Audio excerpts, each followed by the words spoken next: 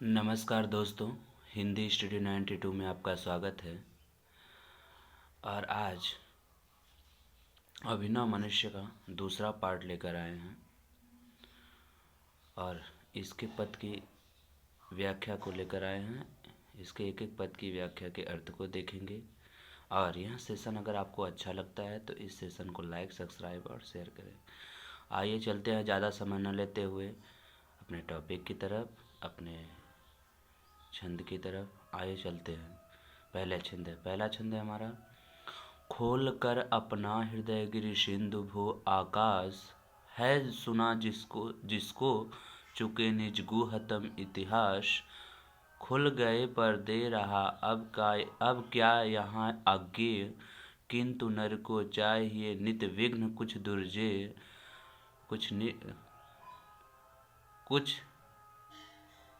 दुर्जे। सोचने को और करने को नया संघर्ष, नव्य जय का क्षेत्र पाने को नया उत्कर्ष। बताते हैं कवि इसमें कि प्रकृति के जितने भी तत्व हैं, चाहे वो हृदय हो, हृदयगिरी अर्थात पर्वत हो, चाहे सिंधु मतलब सागर हो, चाहे भू मतलब आपका पृथ्वी हो, चाहे आकाश हो, ये जो प्रकृति के जितने भी तत्व हैं ना, सभी ने अपना गुहतम इतिहास अर्थात छिपाया हुआ इतिहास जो था ना, वह हृदय खोल करके मनुष्य को बता चुका है। ठीक है। प्रकृति के जितने भी तत्व हैं, वे सभी तत्व अपना छिपाया हुआ इतिहास हृदय खोल करके मनुष्य को बता चुके हैं। हृदय मतलब हृदयगिरी, निज माने अपना जो है गुहतम इतिहास, जो छिपाया हुआ इतिहास है ना, हृदय खोल करके मनुष्य को बता चुके हैं। अगली लाइन के अर्थ को देखते हैं। खुल गए पर्दे रहा अब क्या यहाँ आगे। खुल गए पर्दे, सभी पर्दे जो है कि खुल गए हैं। अब क्या रहा यहाँ आगे मतलब होता है अनजान। अब अनजान यहाँ मनुष्य किसी भी चीज से नहीं रहा, सभी चीजों से ज्ञान हो गया। अब कुछ यहाँ पर्दे मतलब कुछ जानना यहाँ बाकी नहीं रह गया है। ठीक है। किंतु नर को चाहिए नित विघ्न कुछ दुर्जे। किंतु नर को, किंतु माने परंतु, नर माने मनुष्य, किंतु परंतु मनुष्य को क्या चाहिए, क्या नित मतलब क्या रोज, विघ्न मतलब क्या होता है समस्या, दुर्जय मतलब कठिन, वह समस्या जिसको जीतना कठिन हो। परंतु मनुष्य को यहाँ चाहिए नित माने हर रोज कुछ नया समस्या, कठिन समस्या चाहिए, जिससे वे क्या हो संघर्ष कर सके, आगे की तरफ बढ़ सके, कुछ नया जान सके। ऐसी समस्या चाहिए मनुष्य को।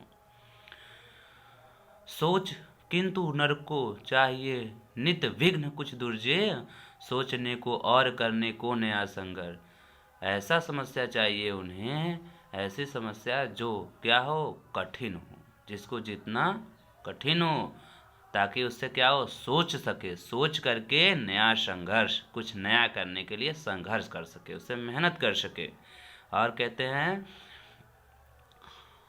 नव्य जय का क्षेत्र, नव्य मतलब नया, जय मतलब विजय, क्षेत्र मतलब क्षेत्र, वह नया क्षेत्र जिस पर वह क्या कर सके विजय प्राप्त कर सके, ऐसा क्षेत्र पाने को नया होता है। ऐसे उत्कर्ष माने क्या होता है, उत्कर्ष माने होता है बढ़ोतरी। उस क्षेत्र को पा करके उसमें क्या हो बढ़ोतरी कर सके, यही उसकी इच्छा रहती है मनुष्य की। ठीक है। अगले पंक्ति को देखते हैं। पर धरा सुपरीक्षित विश्लिष्ट स्वाद विहीन, यह पढ़ी पोथी न दे सकती प्रवेग नवीन। यह लघु हस्तामलक यह भूमंडल गोल, मानव ने पढ़ लिए सपृष्ठ जिसके खोल। यह धरा सुपरीक्षिता, यह धरा, पर माने पर, धरा मतलब पृथ्वी, सुपरीक्षिता मतलब सु मतलब सुंदर, परीक्षिता मतलब परीक्षित, परीक्षण किया जा चुका है, और विश्लिष्ट मतलब विश्लेषण किया जा चुका है, स्वाद विहीन मतलब जिसमें स्वाद न हो। पर यह जो धरती है ना, उसका सुंदर परीक्षण किया जा चुका है, विश्लेषण किया जा चुका है, और कैसा है स्वाद विहीन है, जिसमें कोई स्वाद नहीं है, मनुष्य कह रहा है। और मनुष्य के लिए कोई स्वाद नहीं है, ये कवि कह रहा है। यह पढ़ी पोथी न दे सकती प्रवेग नवीन, ये पृथ्वी रूपी जो पढ़ी, पोथी मतलब होता है पुस्तक, ये जो पृथ्वी रूपी पुस्तक है ना, इसे पढ़ने से न कोई तेज और न ही कोई नया दे सकता है। इस पुस्तक से हमें कुछ हासिल नहीं हो सकता। यह पुस्तक हमें तेज और नवीन नया नहीं दे सकता। प्रवेग मतलब होता है तेज, नवीन मतलब होता है नया। तेज और नवीन हमें नहीं दे सकता। एक लघु हस्तामलक यह भूमंडल है गोल। पूरा भूमंडल कैसा है? गोल है। किस प्रकार का गोल है? एक लघु हस्तामलक। एक लघु मतलब छोटा, हस्त मतलब हाथ, मलक में आमला। एक छोटे से रखे हाथ में आमले के समान यह पूरा भूमंडल क्या है? गोल है। मानवों ने पढ़ लिए सब पृष्ठ जिसके खोल। मानवों ने पढ़ लिए हैं पृष्ठ जिसके खोल, जिसके सभी पृष्ठों को मानवों ने खोल करके पढ़ लिया है, कुछ बाकी नहीं रह गया है। कहते हैं अगली पंक्ति में, किंतु नर प्रज्ञा सदा गतिशालिनी उद्दाम, ले नहीं सकती नहीं रुक एक पल विश्राम। यह परीक्षित भूमि यह पोथी पठित प्राचीन, सोचने को दे उसे अब बात कौन नवीन। यह लघु ग्रह भूमंडल व्योम यह संकीर्ण, चाहिए नर को नया कुछ और जग विस्तृण। वाह, क्या लिखा है पंक्ति में कवि ने। कहते हैं कि किंतु नर को, नर प्रज्ञा सदा गतिशालिनी उद्दाम। किंतु परंतु, नर माने मनुष्य, प्रज्ञा मतलब बुद्धि, सदा मतलब सदा, गतिशालिनी मतलब गतिशील, उद्दाम मतलब चरम सीमा पे। परंतु यह नर मनुष्य की जो बुद्धि है ना, सदा ही गतिशील रहती है, हमेशा चरम सीमा पे रहती है, उत्कर्ष पे रहती है, हमेशा चलती रहती है, कभी रुकती नहीं है बुद्धि। बुद्धि एक पल भी क्या कर सकती है? ले नहीं सकती रुक एक पल भी विश्राम। एक पल रुक करके विश्राम नहीं ले सकती। ये एक बुद्धि ही है जो हमेशा मनुष्य की चलती रहती है, अपने उत्कर्ष पे, अपने उत्थान पे। हमेशा जैसे बुद्धि है हमेशा सोचती रहती है, चाहे आप सोते रहिए या जागते रहिए। बुद्धि एक ऐसी वस्तु है आपकी जो हमेशा हमेशा के लिए गतिशील रहती है, वे रुक नहीं सकती, एक पल भी रुक करके विश्राम नहीं ले सकती। यह परीक्षित भूमि यह पोथी पठित प्राचीन। यह परीक्षित भूमि, भूमि यह परीक्षित भूमि, इस भूमि का परीक्षण किया जा चुका है। कवि कह रहा है कि यह भूमि का क्या परीक्षण किया जा चुका है। यह पोथी पठित प्राचीन, इस जो पृथ्वी रूपी पुस्तक है ना, यह जो पढ़ी जा चुकी है, पठित मतलब पढ़ी जा चुकी है, पोथी मतलब पुस्तक, यहाँ जो पढ़ी जा चुकी पुस्तक है ना, बहुत ही प्राचीन, बहुत ही पुराना हो चुका है।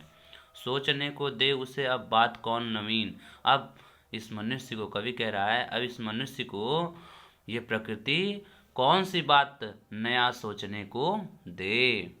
यह लघु भूमंडल व्योम यह संकीर्ण। यह लघु ग्रह भूमंडल व्योम संकीर्ण। यह लघु ग्रह भूमंडल, यह पूरा भूमंडल ना कैसा है? एक छोटा सा ग्रह है। विज्ञान मानता है कि पृथ्वी क्या है? एक ग्रह है। तो कभी क्या कह रहा है? लघु ग्रह, एक छोटा सा ग्रह है। ये पूरा भूमंडल क्या है? एक छोटा सा ग्रह है। व्योम यह संकीर्ण, व्योम मतलब क्या होता है? आकाश, संकीर्ण मतलब होता है छोटा। यह पूरा आकाश ना कैसा है? संकीर्ण हो चुका है, छोटा हो चुका है। चाहिए नर को नया कुछ और जग विस्तृण। इस नर अर्थात इस मनुष्य को कुछ और नया चाहिए। क्या? जग विस्तृण, और विस्तार, और बड़ा जग चाहिए, और बड़ा संसार चाहिए जिसमें वो कुछ कर सके। ये छोटा है, कवि कह रहा है मनुष्य के लिए। अगली वाली पंक्ति में आते हैं, यह मनुज ब्रह्मांड का सबसे सुरम्य प्रकाश, कुछ छिपा सकते न जिसमें भूमि या आकाश। यह मनुज जिसकी शिखा उद्दाम कर रहे जिसको चराचर भक्त युक्त प्रणाम। यह मनुज जो सृष्टि का श्रृंगार, ज्ञान का विज्ञान का आलोक का आगार, व्योम से पाताल तक सब कुछ इसे है ज्ञेय। पर यह परिचय मनुज का है, मनुज का यह न उसका श्रेय उसका बुद्धि पर चैतन्य उर की जीत। श्रेय मानव की असीमित मानवों से प्रीत, एक नर से दूसरे के बीच का व्यवधान तोड़ दे जो बस वहीं ज्ञानी और विद्वान, और मानव भी वहीं। देखते हैं इसके इस पद की व्याख्या को देखते हैं। यह मनुज, मनुज माने मनुष्य, ब्रह्मांड मतलब होता है जो संसार है, सबसे सुरम्य, सुरम्य मन से होता है सर्वश्रेष्ठ। यहाँ जो मनुष्य है ना, वह विश्व का, संसार का सबसे सर्वश्रेष्ठ क्या है, सर्वश्रेष्ठ प्रकाश है। यह जो मनुष्य है वह विश्व का सबसे सर्वश्रेष्ठ प्रकाश है। कवि मानता है, प्रकृति मानती है इसको, क्या, कि यह जो मनुष्य है, मनुज मतलब मनुष्य, ब्रह्मांड मतलब संसार, विश्व पूरा विश्व, और सुरम्य मतलब क्या होता है, सर्वश्रेष्ठ। ठीक है, यह जो मनुष्य है वह विश्व का सबसे सर्वश्रेष्ठ प्रकाश है। कुछ छिपा नहीं सकते, कुछ छिपा सकते न, जिसमें भूमि या आकाश, इसमें भूमि या आकाश कुछ भी छिपा नहीं सकते। इससे भूमि और आकाश कुछ भी नहीं छिपा सकते। यह मनुज जिसकी सिखा उद्दाम, यह मनुज जिसकी सिखा उद्दाम, यह मनुज, शिखा माने होता है मस्तिष्क, उद्दाम माने होता है उत्कर्ष। यह मनुज, यह जो मनुष्य है ना, जिसकी शिखा मतलब मस्तिष्क हमेशा उद्दाम उत्कर्ष पर रहती है, कर रहे जिसको चराचर भक्त युक्त प्रणाम। चराचर, चर और अचर। चर किसे कहते हैं, जो जीवित हैं। अचर किसे कहते हैं, जो मृत्यु के प्राप्त हो चुके हैं, यानी लिविंग और नॉन लिविंग दोनों, चराचर। ठीक है, कर रहे हैं जिसको चराचर, यानी चर और अचर भक्ति युक्त प्रणाम कर रहे हैं। यहाँ वह मनुष्य है जिसे चर और अचर क्या कर रहे हैं, भक्ति युक्त प्रणाम कर रहे हैं। ज्ञान का विज्ञान आलोक का आगार, चाहे वो ज्ञान हो का विज्ञान, आलोक का आगार, ज्ञान विज्ञान, आलोक मतलब होता है प्रकाश, आगार मतलब होता है भंडार। चाहे वो ज्ञान हो, चाहे विज्ञान हो, चाहे प्रकाश का आगार है, क्या, भंडार है। आगार मतलब भंडार है। यह मनुज को सृष्टि का श्रृंगार, ज्ञान का विज्ञान, आलोक का आगार। यह मनुज जो सृष्टि का क्या है, श्रृंगार है। यह मनुष्य क्या है, सृष्टि का श्रृंगार है। कवि कह रहा है कि यह जो मनुष्य है ना, वह सृष्टि का श्रृंगार है, और क्या है, ज्ञान का विज्ञान का आलोक का आगार, ज्ञान का और विज्ञान का और प्रकाश का क्या है, भंडार है यह मनुष्य। व्योम से पाताल तक सब कुछ इसे है ज्ञेय। व्योम मतलब आकाश, पाताल मतलब पताल, पताल, आकाश से पताल तक सब कुछ इसे ज्ञात है। ज्ञेय मतलब ज्ञात है, पता है सब कुछ कि इसमें क्या है, आकाश में क्या है और पाताल में क्या है। इसलिए कवि को लिखना पड़ा, व्योम से आकाश तक सब कुछ इसे है ज्ञेय, यानी आकाश से और आकाश से पाताल तक सभी चीजें इसे क्या है, इसे ज्ञात हो चुका है मनुष्य को। पर न यह परिचय, पर न यह परिचय मनुष्य का, यह न उसका श्रेय। पर मनुष्य का यह परिचय नहीं है। कवि कह रहा है कि मनुष्य का यह परिचय नहीं है, नहीं ये उसका क्या है, श्रेय है। नहीं उसका क्या है, श्रेय है। कि श्रेय मतलब क्या होता है, श्रेय मतलब होता है उसका आभार, नहीं ये उसका क्या है, श्रेय है। तो क्या है, श्रेय मानव की असमित मानवों से प्रीत। श्रेय क्या होना चाहिए मानव का, मनुष्य का, मनुष्य का श्रेय ये होना चाहिए कि एक मानव से दूसरे मानव से क्या होना चाहिए, प्रेम होना चाहिए। मानवों से प्रीति मतलब प्रेम होना चाहिए। श्रेय मानव की, मानव असीमित मानव से मतलब एक मानव से, असीमित माने बहुत सारे मानवों से क्या होना चाहिए, प्रेम होना चाहिए, ये उसका श्रेय होना चाहिए। और क्या होना चाहिए, एक नर से दूसरे के बीच का व्यवधान तोड़ दे जो बस वहीं ज्ञानी वहीं विद्यमान, और वह मानव वहीं भी वहीं। एक नर जो दूसरे नर के बीच का व्यवधान, व्यवधान मतलब होता है बाधा, यानी एक मनुष्य से दूसरे मनुष्य के बीच की जो बाधा है ना, उसे जो तोड़ देगा वही उसका श्रेय होगा, और वहीं ज्ञानी भी होगा, और वहीं विद्वान भी माना जाएगा, और वह मानव भी माना जाएगा, मतलब वही मनुष्य माना जाएगा। कवि कह रहा है क्या, कि तोड़ दे जो बस वहीं ज्ञानी वहीं विद्वान, यानी एक मनुष्य और दूसरे मनुष्य के बीच का जो झगड़ा है ना, अगर उसको समाप्त कर दे ना मनुष्य, तो वहीं उसका क्या है, वहीं उसका क्या है, वहीं व्यक्ति ज्ञान है, वहीं मनुष्य ज्ञान है, वहीं विद्वान भी है और वहीं मानव भी है। अगली पंक्ति में चलते हैं। कहता है कि सावधान मनुष्य, यदि विज्ञान है तलवार तो दो इसे फेंक, तज कर मोह स्मृति के पार। हो चुका है सिद्ध है तू अभी शिशु अज्ञान, फूल कांटों की तुझे कुछ भी नहीं पहचान, खेल सकता तू नहीं अब ले हाथ में तलवार, काट लेगा अंग तीखी है बड़ी यह धार। सावधान मनुष्य, मनुष्य सावधान, हे मनुष्य अब तुम सावधान हो जाओ। अगर विज्ञान तलवार है तो इसे फेंक दो, लालच और याददाश्त के पार बाहर जाकर फेंक दो। लालच, मोह, तज कर मोह, तज कर मतलब त्याग कर, मोह मतलब होता है लालच, स्मृति मतलब याददाश्त, याददाश्त के बाहर, मोह और याददाश्त के बाहर जाकर के त्याग करके इस तलवार को फेंक दो, क्योंकि तुम क्या हो, अभी हो चुका है सिद्ध है तू अभी अज्ञान, शिशु अज्ञान, अभी तुम शिशु हो।